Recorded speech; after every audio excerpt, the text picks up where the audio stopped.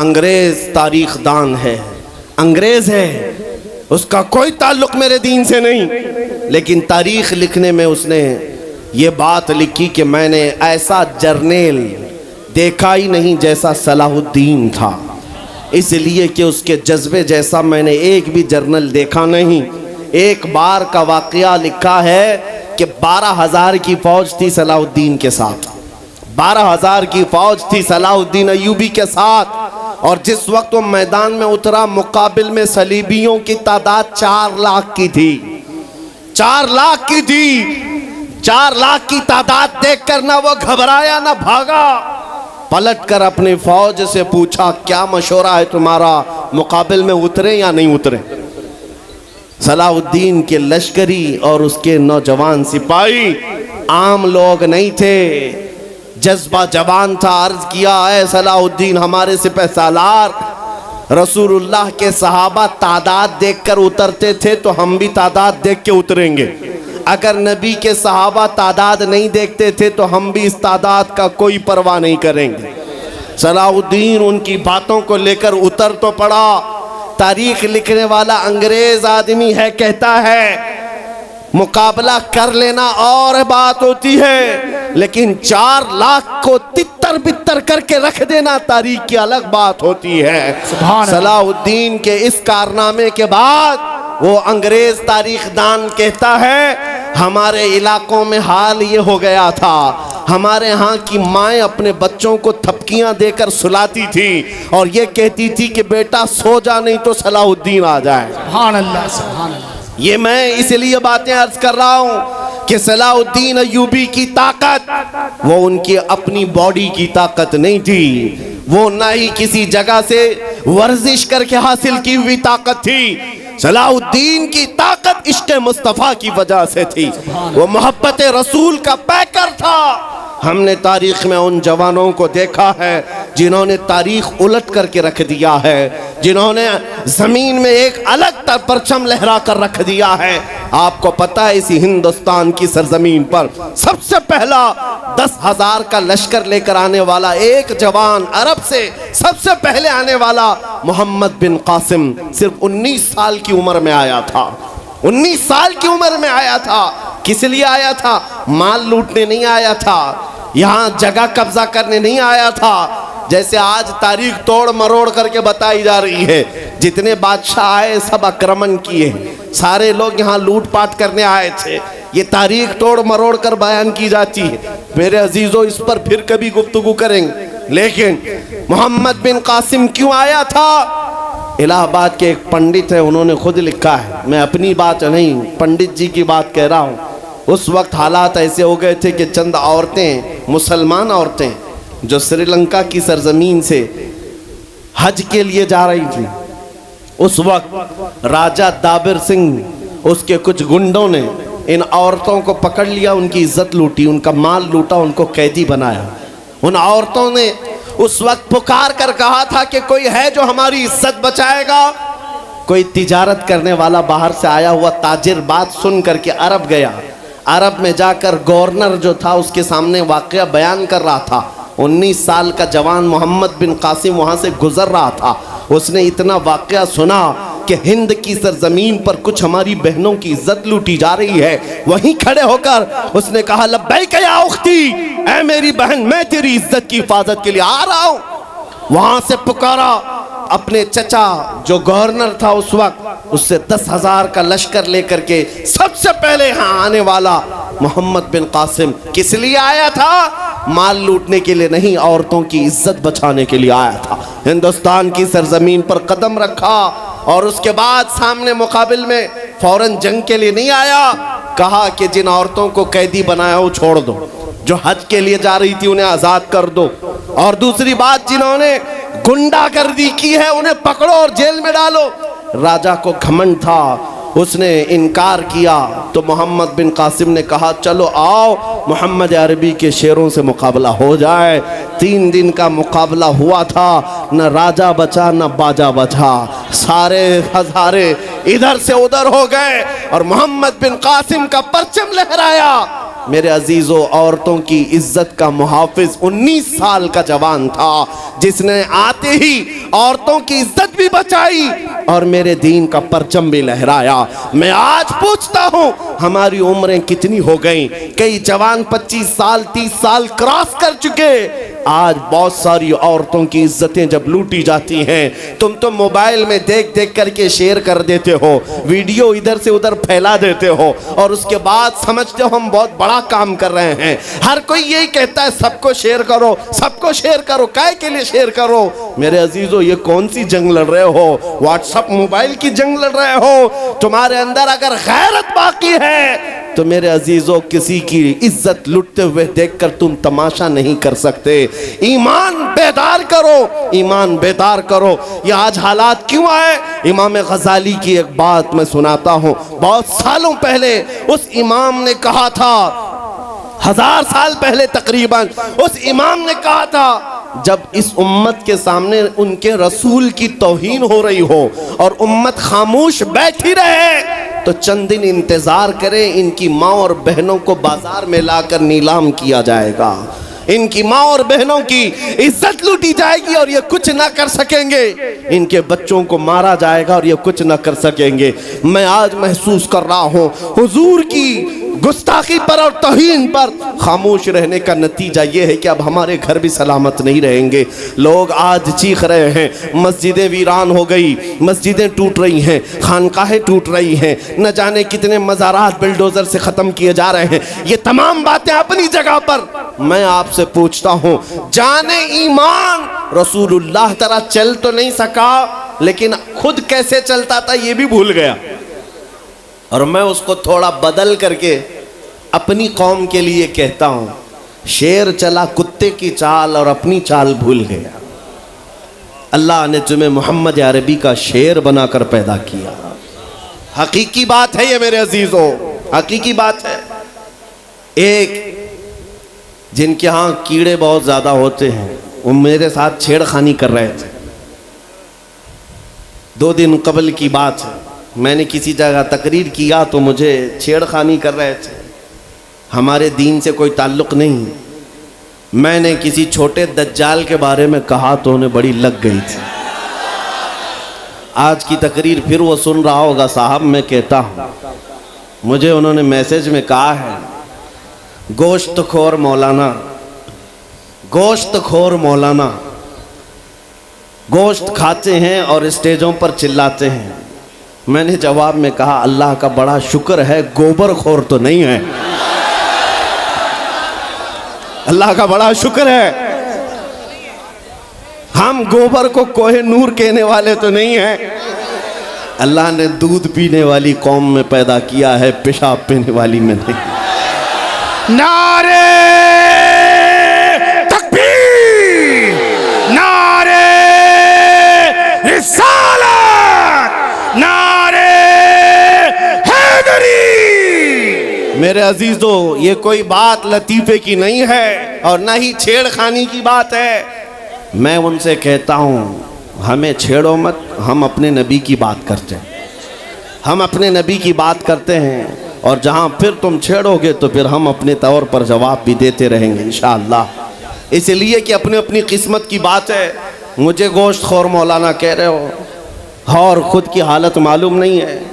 अल्लाह करीम का शुक्र है कि हमने दुनिया में देखा है गोश्त खाने वाला भी शेर ही हुआ करता है और गोबर खाने वाला सूअर तो नहीं है।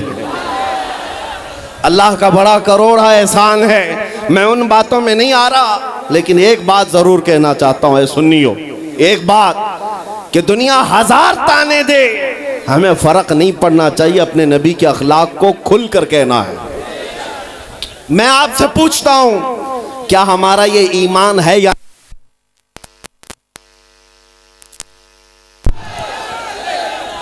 हेलो हेलो, हमारा ये ईमान है या नहीं कि मेरा खुदा सच्चा है, बेशक हमारा नबी सच्चा है, हमारा दीन सच्चा है, कुरान सच्चा है। जब तुम्हारा यकीन है कि मेरा खुदा सच्चा, मेरा दीन सच्चा, मेरा कुरान सच्चा, मेरा नबी सच्चा, तो फिर मेरे अजीजों सर झुका कर नहीं, सर उठाकर जियो। बेशक सुभान अल्लाह। और तुम्हें हुजूर अकरम सल्लल्लाहु ताला अलैहि वसल्लम के अखलाक पर कभी शर्म नहीं आनी चाहिए। कोई टोपी पर, कोई दाढ़ी पर ताने मारता है तो उसको नजरअंदाज करो, इसलिए कि मरने के बाद इस कीड़े को मुंह नहीं दिखाना है, आमिना के लाल को मुंह दिखाना है। ताना देता है तो देकर मर जाएगा। हमें फर्क नहीं पड़ता, हमारे लिबास से जलते हो तो और जलो, मरो, इसलिए कि जिसकी किस्मत में यहाँ भी जलना वहाँ भी जलना। और अल्हम्दुलिल्लाह सुन्नियों की किस्मत में यहाँ भी खुशियाँ हैं, वहाँ भी खुशियाँ। हम यहाँ पर हुजूर पाक का जिक्र कर रहे हैं और खुशहाल हैं, अल्हम्दुलिल्लाह खुशहाल हैं, इसलिए कि मुझे पता है हमारी हैसियत क्या है। खुशहाल हैं आप भी, हम हैं। ये छोटी मोटी शिकायतें तो सब करते हैं आप, कि बीमारी है, घर में खाना पानी नहीं है, धंधा नहीं चल रहा है, बिजनेस नहीं चल रहा है, सब लॉस में है, जॉब नहीं है, सब शिकायतें तुम्हारी है, हमें पता है। मेरे अजीजों, हम तो बार बार ये रोना रोते हैं, हम बड़ी कमज़ोर कौम हैं, हम बड़ी कमज़ोर कौम हैं, हम बड़ी कमज़ोर कौम हैं। लेकिन मीडिया के दज्जाली कुत्ते बार बार भौंक भौंक कर बताते हैं तुम कुछ हो, तुम कमज़ोर नहीं हो। 24 घंटे हम पर डिबेट होता है कि नहीं होता है? कुल मिलाकर हम पर ही डिबेट। अरे मियाँ, यहाँ तो इलेक्शन भी कैंपेनिंग के लिए हम हैं। हमारे मुद्दे को लेकर के ही सबको लड़ाना है, सबके दरमियान। मैं आपसे ये कहता हूँ, ये बातें यूं ही नहीं, वो बार बार तुम्हें भौंक कर बता रहे हैं तुम कुछ हो, लेकिन तुम कहते हो नहीं मैं कुछ नहीं हूँ, हम कमज़ोर हैं। वो कहते हैं नहीं कमज़ोर नहीं, तुम कुछ हो। एक तरफ तो कहते हैं कुछ नहीं है, सब बिखरे हुए लोग हैं, पंचर पुत्र भी कहते हैं, लेकिन फिर हम उनसे कहते हैं मियाँ पंचर पुत्र है तो 24 घंटे डिबेट हम पर क्यों करते हो? डर किस बात का है?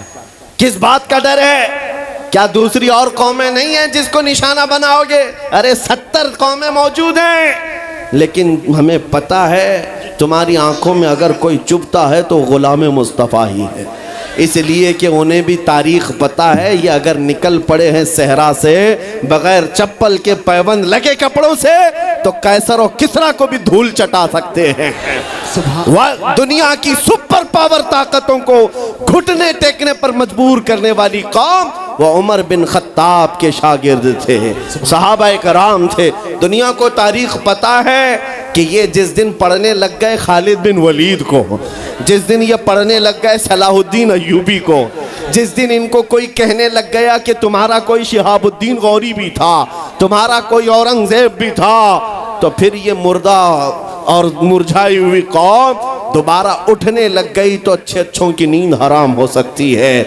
इसीलिए कहा जाता है मुसलमानों के मोहल्ले में नशा बांटो, मुसलमानों को नशा करवाओ, नशा बेचने वाले यही, नशा करने वाले यही, इसलिए कि ये जब तक नशा में रहेंगे हम सुकून से रहेंगे, और जिस दिन ये उठ गए तो दूसरों के सुकून के लाले पड़ जाएंगे। इसलिए मेरे अजीजों, मैं तुम्हें बेदार करने के लिए आया हूँ और दुनिया की नज़रों में खटकता रहूँगा, लेकिन मेरे पास जितना भी वक्त मौजूद है मैं खामोश नहीं रहूँगा इंशाअल्लाहुल अज़ीज़। कल को भी अगर मेरी फांसी हो जाए मुझे इस बात की परवाह नहीं है, दुनिया से जाएंगे। हमारे एक के मर जाने के बाद उन कुत्तों से कहता हूँ कि इसको ये मत समझ लेना कि इस्लाम ख़त्म हो जाएगा, मुझ जैसे 1000 कट भी जाएं तब भी हम नारा यही लगाएंगे, इस्लाम जिंदा होता है हर करबला के बाद। नारे तकबीर, नारे रिसालत,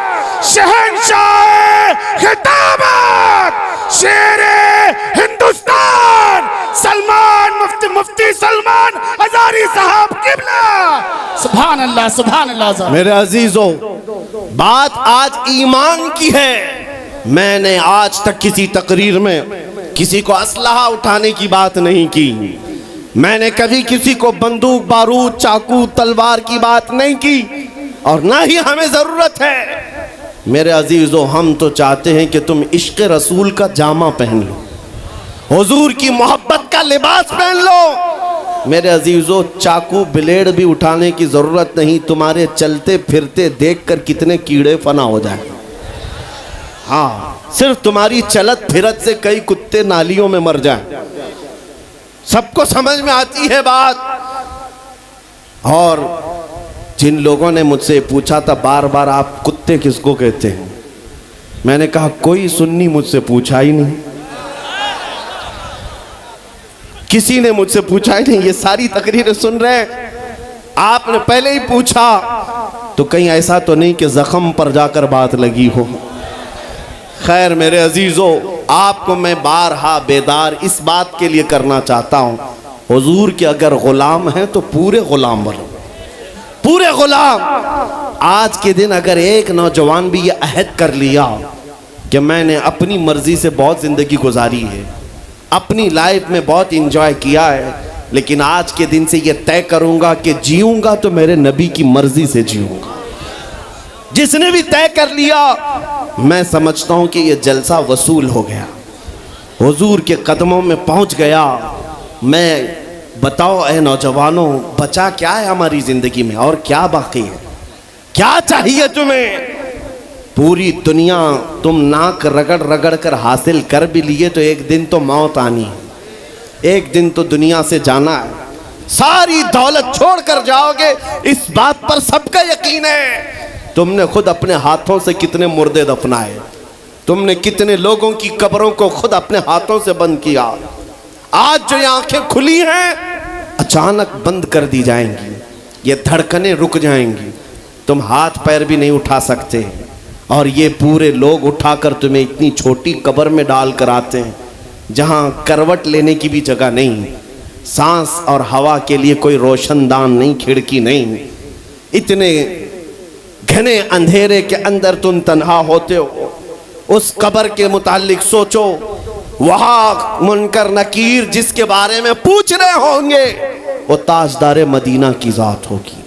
हुजूर के बारे में तुमसे पूछा जा रहा है कि तुम उनके बारे में क्या कहते थे। इसलिए सुन्नियों, आज ही हम तैयारी क्यों ना कर लें कि कल को कब्र में हमसे फरिश्ते पूछें इनके बारे में क्या कहते थे, तो वहां पुकार कर नकीरैन से कहना तुम पूछ रहे हो इनके बारे में क्या कहते थे, अरे मर के पहुंचा हूं यहां इस दिलरुबा के वास्ते। सुभान अल्लाह, सुभान अल्लाह। मर के पहुंचा हूं यहां इस दिलरुबा के वास्ते, है शबे गौर भी उसी गुल से मुलाकात की रात। अजीजा ने गिरामी वकार, आज ले उनकी पनाह, आज मदद मांग उनसे, कल न मानेंगे कयामत में अगर मान गया।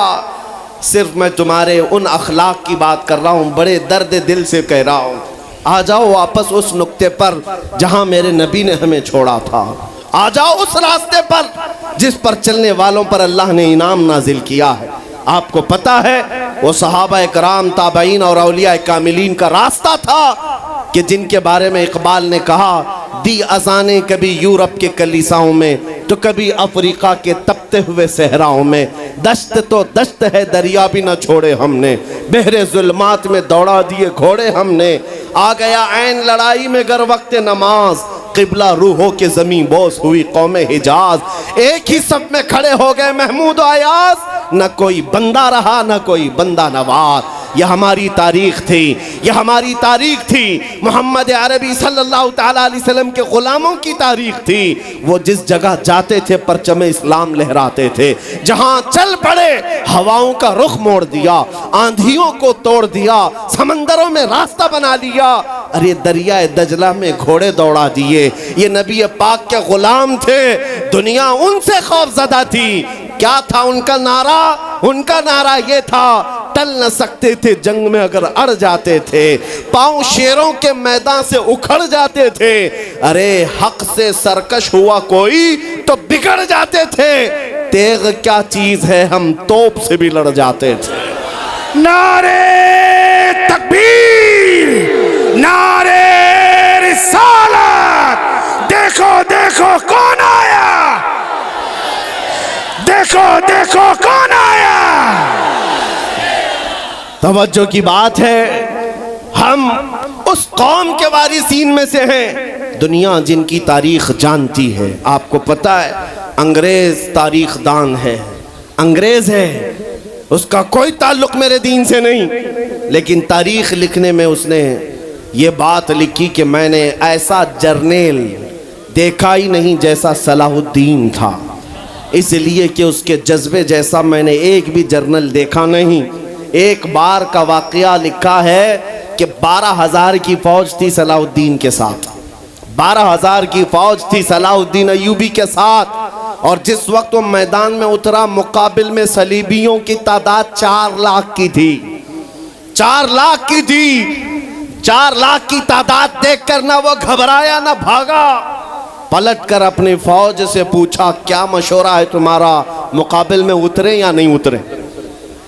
सलाउद्दीन के लश्करी और उसके नौजवान सिपाही आम लोग नहीं थे, जज्बा जवान था। अर्ज किया, है सलाउद्दीन हमारे सिपह सालार, रसूलुल्लाह के सहाबा तादाद देखकर उतरते थे तो हम भी तादाद देख के उतरेंगे। अगर नबी के सहाबा तादाद नहीं देखते थे तो हम भी इस तादाद का कोई परवाह नहीं करेंगे। सलाउद्दीन उनकी बातों को लेकर उतर तो पड़ा। तारीख लिखने वाला अंग्रेज आदमी है, कहता है मुकाबला कर लेना और बात होती है, लेकिन 4 लाख को तितर बितर करके रख देना तारीख की अलग बात होती है। सलाउद्दीन के इस कारनामे के बाद वो अंग्रेज तारीखदान कहता है, हमारे इलाकों में हाल ये हो गया था, हमारे यहाँ की माएँ अपने बच्चों को थपकियां देकर सुलाती थी और ये कहती थी कि बेटा सो जा नहीं तो सलाउद्दीन आ जाए। सुभान अल्लाह, सुभान अल्लाह। ये मैं इसलिए बातें अर्ज कर रहा हूं कि सलाउद्दीन अय्यूबी की ताकत वो उनकी अपनी बॉडी की ताकत नहीं थी, वो ना ही किसी जगह से वर्जिश करके हासिल की हुई ताकत थी। सलाउद्दीन की ताकत इश्क़ मुस्तफ़ा की वजह से थी, वो मोहब्बत रसूल का पैकर था। हमने तारीख में उन जवानों को देखा है जिन्होंने तारीख उलट करके रख दिया है, जिन्होंने जमीन में एक अलग परचम लहरा कर रख दिया है। आपको पता है इसी हिंदुस्तान की सरजमीन पर सबसे पहला 10,000 का लश्कर लेकर आने वाला एक जवान, अरब से सबसे पहले आने वाला मोहम्मद बिन कासिम, सिर्फ 19 साल की उम्र में आया था। 19 साल की उम्र में आया था। किस लिए आया था? माल लूटने नहीं आया था, यहाँ जगह कब्जा करने नहीं आया था। जैसे आज तारीख तोड़ मरोड़ करके बताई जा रही है, जितने बादशाह आए सब आक्रमण किए, सारे लोग यहाँ लूटपाट करने आए थे। ये तारीख तोड़ मरोड़ कर बयान की जाती है। मेरे अजीजों, इस पर फिर कभी गुफ्तगू करेंगे। लेकिन मोहम्मद बिन कासिम क्यों आया था? इलाहाबाद के एक पंडित है, उन्होंने खुद लिखा है, मैं अपनी बात नहीं पंडित जी की बात कह रहा हूँ। उस वक्त हालात ऐसे हो गए थे कि चंद औरतें, मुसलमान औरतें जो श्रीलंका की सरजमीन से हज के लिए जा रही थी, उस वक्त राजा दाबिर सिंह उसके कुछ गुंडों ने इन औरतों को पकड़ लिया, उनकी इज्जत लूटी, उनका माल लूटा, उनको कैदी बनाया।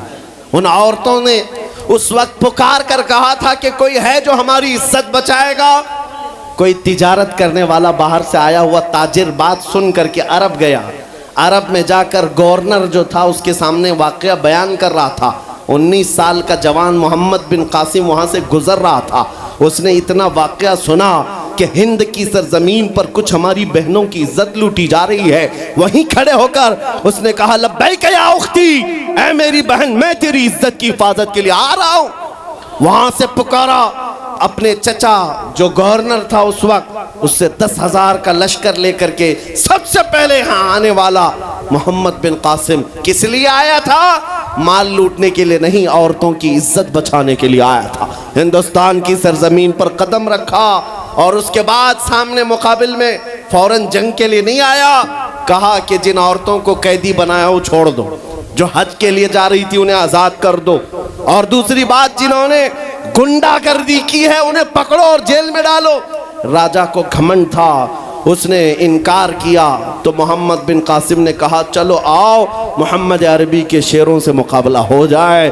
3 दिन का मुकाबला हुआ था, न राजा बचा न बाजा बचा, सारे हजारे इधर से उधर हो गए और मोहम्मद बिन कासिम का परचम लहराया। मेरे अजीजों, औरतों की इज्जत का मुहाफिज 19 साल का जवान था, जिसने आते ही औरतों की इज्जत भी बचाई और मेरे दीन का परचम भी लहराया। मैं आज पूछता हूँ, हमारी उम्रें कितनी हो गई, कई जवान 25 साल 30 साल क्रॉस कर चुके।